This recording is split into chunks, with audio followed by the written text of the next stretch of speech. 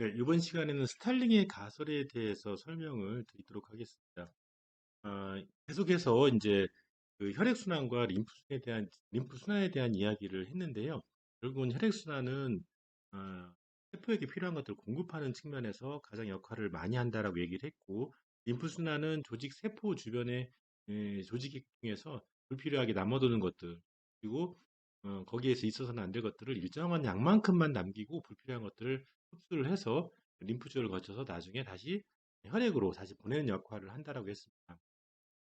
결국은 이제 혈액에서 이제 얼마만큼 나오느냐, 그리고 혈액으로 얼마만큼 다시 들어가느냐와 그 다음에 림프 시스템이 세포 주변의 조직액들을 얼마만큼 잘 흡수를 해 주느냐, 요 세 가지 측면이 결국은 균형적인 것이 잘 맞느냐 안 맞느냐에 따라서 어떤 부종과 같은 현상으로 임상적인 증상으로 나타나기도 하고, 그렇지 않고 정상적인 형태로 이제 살아가느냐가 될 수도 있다라는 거죠. 그래서 이제 그 세 가지 측면이 일단은 우리가 중요하게 생각해야 될 부분이다라고 생각하시면 될 것 같습니다. 말씀드리면 첫 번째는 혈액에서 이제 얼마만큼 공급이 잘 되어지느냐에 대한 문제라고 했죠. 이것은 보통 우리가 용어로는 혈관 안에 에, 내피세포라는 막, 그리고 기저막이라는 막을 통과해서 혈액 안에 있는 혈액 성분들이 바깥으로 이렇게 빠져나오는 거기 때문에 이것을 미세 여과라고 표현한다고 했어요. 미세 여과. 결국은 미세 여과되는 양이 적절해야 된다라는 거고요.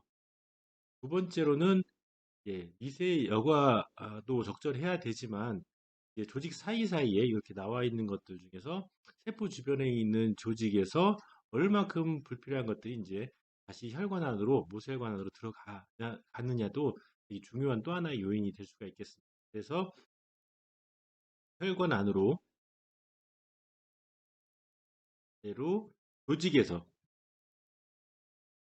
그래서 혈관 안 혈관 안으로 혈관으로죠. 혈관으로 들어가는 마찬가지 양이 두 번째 요인으로서 적절하게 유입이 돼야 될, 재흡수가 돼야 될 양이라고 생각하시면 되겠습니다. 마찬가지로 미세혈관처럼 이것도 유입, 재흡수라는 말을 쓴다고 했습니다. 예, 라는 말을 있고요. 그다음 세 번째로는 아무리 정상적으로 이렇게 너무 많은 양이 나오지 않고 또 적절한 양이 또 이게 재흡수가 된다 하더라도 주변에서 그래도 불필요하게 남아도는 것들, 조직 압력을 계속해서 높일 수밖에 없는 그런 상태가 되길 수밖에 없기 때문에 조직 압력을 적절하게 유지를 시키면서 불필요한 것들을 흡수하는 림프 시스템, 죠 림프계가 얼만큼 조직에서 마찬가지 림프로 아니죠. 그 중에서도 이제 시작되는 이 림프관은 시작 림프관 또는 모세 림프관이라고 하는데 림프관 쪽으로 얼만큼 잘 들어오느냐. 마찬가지 이것도 전체적인 양. 결국은 그래서 이제 혈관 안에서 일부 나가고 일부 다시 재흡수가 되고 그 나머지는 림프 시스템으로 들어가는 이 세 가지가 적절하게 균형이 잘 맞아야 된다라고 이야기를 했습니다. 몇 번이나 강조를 이렇게 했었죠. 그러면 그 균형이 제대로 잘 맞춰진 상태가 되면 그것은 어떠한 증상도 없는 불편함이 없는 정상적인 건강한 상태가 될 수가 있고요. 어느 한 면에서든지 기능이 너무 과도하거나 내지는 기능을 제대로 하지 못하는 경우, 예를 들어서 혈관에서 너무 많은 양이 공급이 미세 여과가 많이 된다거나 아니면 재흡수가 제대로 안 되거나 아니면 림프 시스템에서 조직에 있는 것들을 제대로 흡수하지 못한다거나 라고 하면은 이 어떠한 곳에서 잘못된 형태로 기능이 이루어진다 한다면 그것은 전체적인 세포 주변의 물질들이 불균형이 이루어지면서 정상적으로 있어야 될 양, 만큼 있지 못하고 너무 과도한 형태가 되기 때문에 이것은 부종으로 임상적인 증상으로 나타난다고 했습니다. 그래서 결국은 스타일링의 가설이라는 것은 우선은 지금 얘기했던 첫 번째, 두 번째, 세 번째에서 첫 번째 얼마만큼 못의 혈관에서 바깥으로 유출되느냐, 못의 혈관이 유출되느냐에 대한 문제이기 때문에 미세 여과라겠죠. 미세 여과가 어떤 형태로 어떤 힘에 의해서 이루어지느냐와 두 번째로는 조직 사이에서 다시 어, 혈관으로 모세 혈관으로 얼마만큼 다시 재흡수가 되느냐 요 관계를 이게 빠져나가는 미세 여과와 다시 들어오는 재흡수와의 관계를 설명한 것이 결국은 스타일링의 가설이라고 생각하시면 음, 상당히 오래 전에 만들어진 가설인데요. 이게 보통 우리가 학계에서는 티오리, 이 어떤 이론으로 정립한 이론이라고 하는 부분도 있고 또 어떤 부분에서는 하이포테시스, 가설이라고 하는 부분도 있는데 사실 이게 스타일링의 가설 같은 경우는 아직도 이 모든 생리학 책에는 잘 나와 있습니다. 이 혈관의 물질 이동에 대해서 설명을 할 때는 하지만 이 가설로 밖에 남을 수밖에 없었던 것은 요 기본적인 힘의 어떠한 작용에 의해서 미세 여과가 일어나고 또 재흡수가 되긴 하지만 그 이외에 플러스 알파적인 요인이 있다. 그래서 플러스 알파적인 요인이 있다. 그래서 이것이 이제 어떻게 보면은 완벽하게 혈관 안에서 바깥으로, 바깥에서 또 안으로 들어오는 재흡수에 대한 완벽한 어떤 이론을 뒷받침해주지 못하기 때문에 그것을 이론이라고 하지 못하고 그냥 가설로서 어, 우리가 지금까지 부르고 있습니다. 하지만 가설이지만 혈관에 있는 기본적인 물질의 이동에서 아주 중요한 기본적인 어느 정도까지 틀을 마련해주고 있기 때문에 아직까지도 되게 중요한 내용으로서 우리가 생각을 할 수가 있고요. 특히 우리가 부종이 발생된 그 부종에서 어떤 식으로 부종에 대한 치료를 해야 될지 그리고 어떻게 하면 부종이 최대한 대로 안 되게 하는지 등에 대한 치료적인 측면에서도 이 가설을 알게 된다면 되게 유용할 수가 있기 때문에 우리가 그런 면에서 이 스테링 가설은 정확하게 이해하는 것이 중요하다라고 할 수 있겠습니다.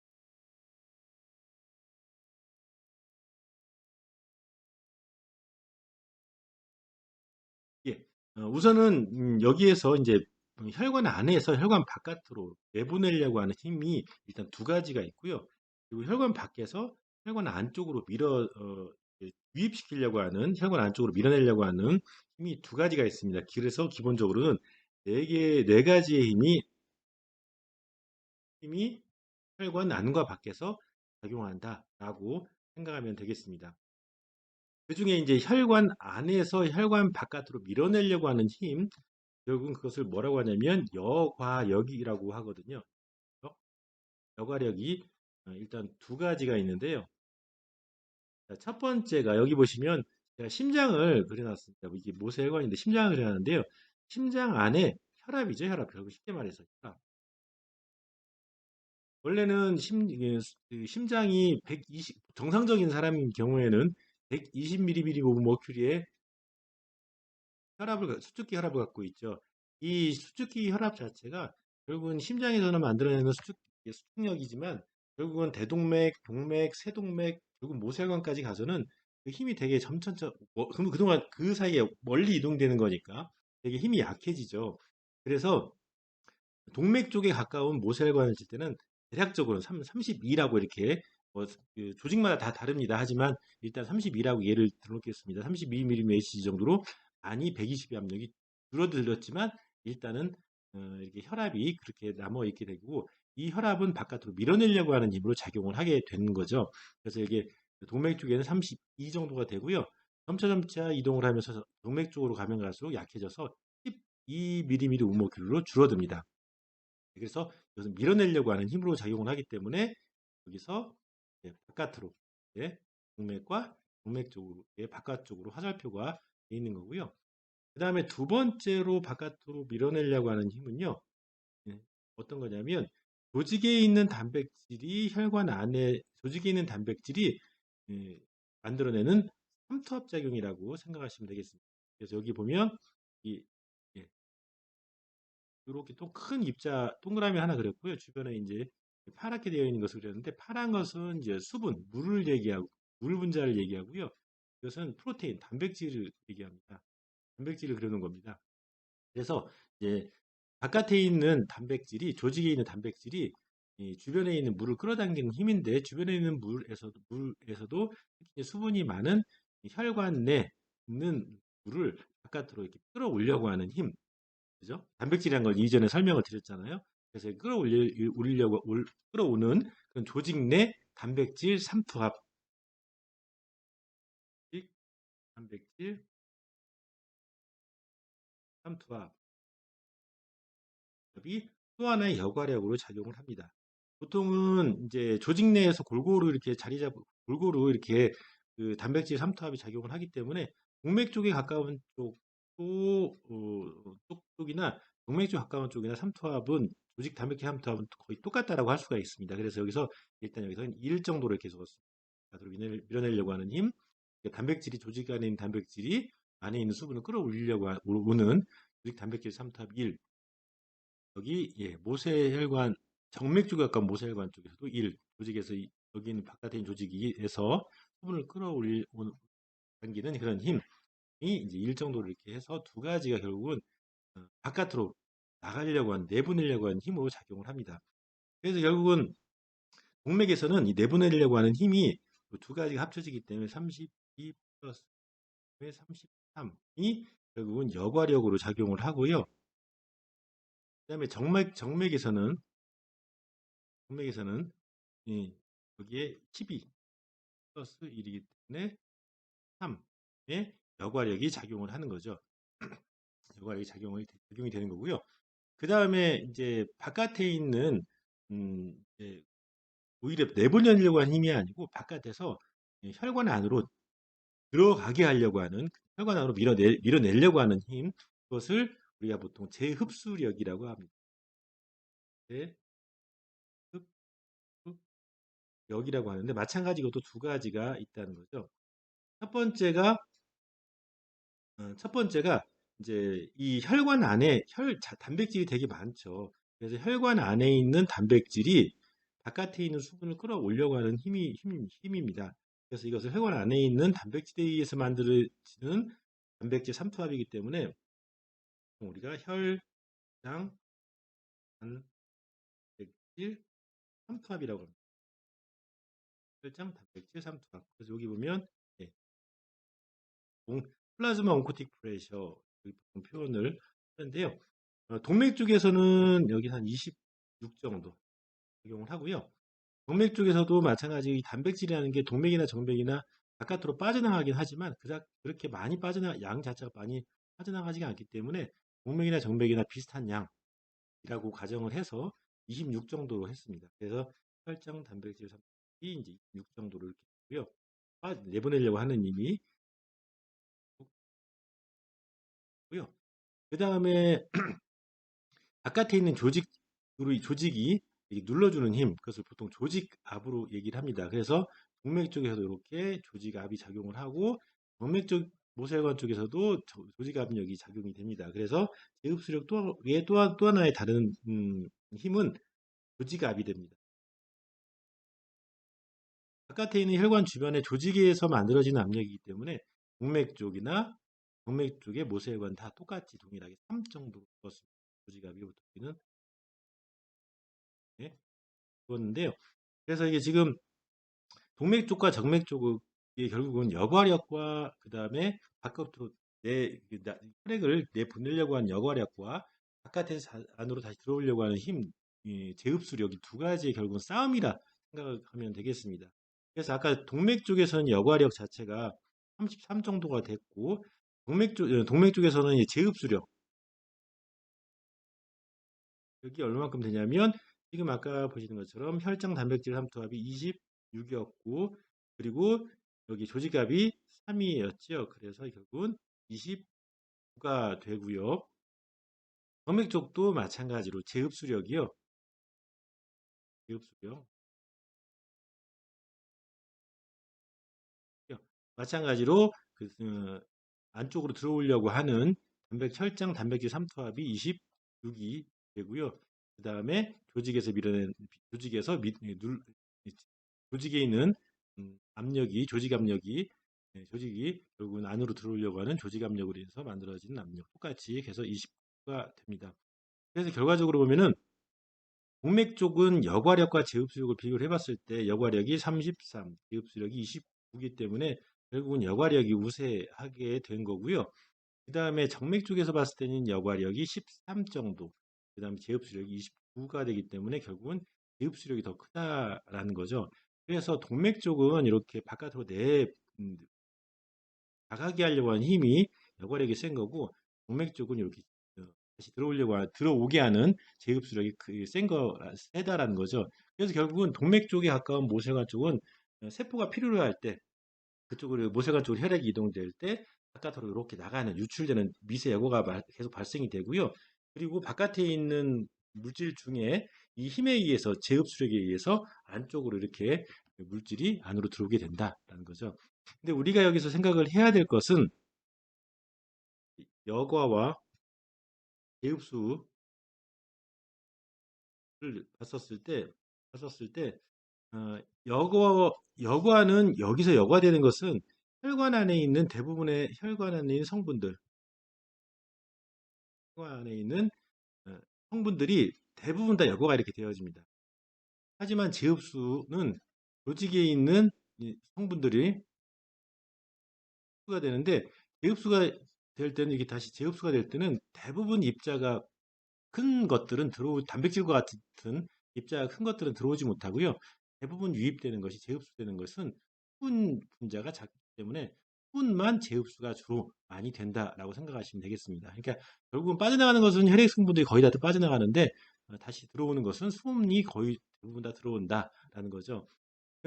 특히 이제 빠져나가는 것 중에서 이제 예전에 혈액에 대한 얘기를 했을 때 적혈과 혈소판을 제외하고 그 나머지 혈관 안에 있는 모든 혈액 성분은 바깥으로 빠져나가게 되는 반면에 이렇게 금방 말씀드린 것처럼 수분만 이렇게 재흡수가 되기 때문에 결국은 바깥에 세포 주변에 있는 많은 혈관 안에서 빠져나오는 혈액 성분들은 수분은 이렇게 들어오게 되지만 나머지들은 다 바깥에 이렇게 혈관 주변에 조직 사이에서 조직액으로 그리고 예비 림프로